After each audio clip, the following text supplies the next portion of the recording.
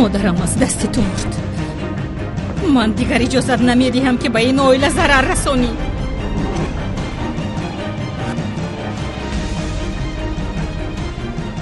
دعا کن که مادرت خوابیده باشد میگه.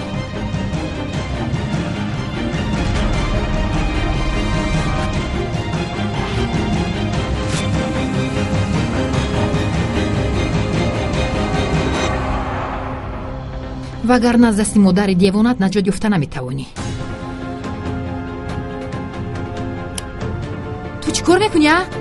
دیوانه ای چی کار میکنی؟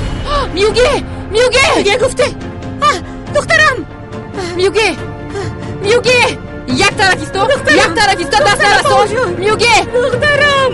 میوگه خواهرکم میوگه نفس کش میوگه دخترم پدر دخترم دست رسون میوگه خدای من چه کار کردم؟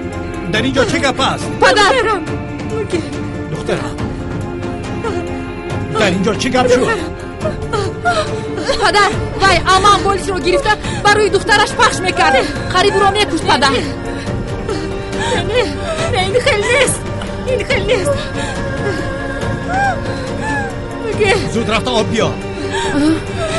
موگه دخترم خراب بخش دخترم. من نمیدونستم دخترم. من نمیدونستم که اینطوری دخترم.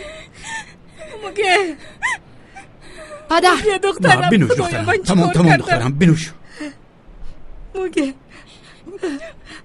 یک قلتم بنوش دخترم میگذرد. موگه تمام گذشت. چی گپ شد در اینجا؟ حاضر گفتم که پدر خدای توبه اما بالش رو گرفته برای میوگه پخش میکرد. با فکرم دخترش رو کشتن میخواست. این راست است.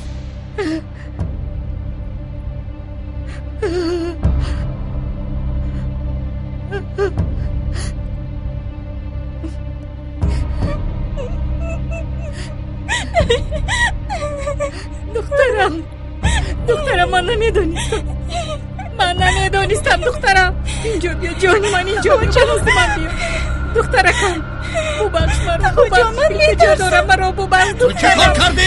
چه کار کردی میگویم؟ اکا جان من فکر کردم که افسون است. چی؟ افسون گمان کردی؟ تو چی دیوانه ای مگر؟ یعنی که تو مرا کشتن میخواستی همین طور؟ نه تو از من چی میخواهی؟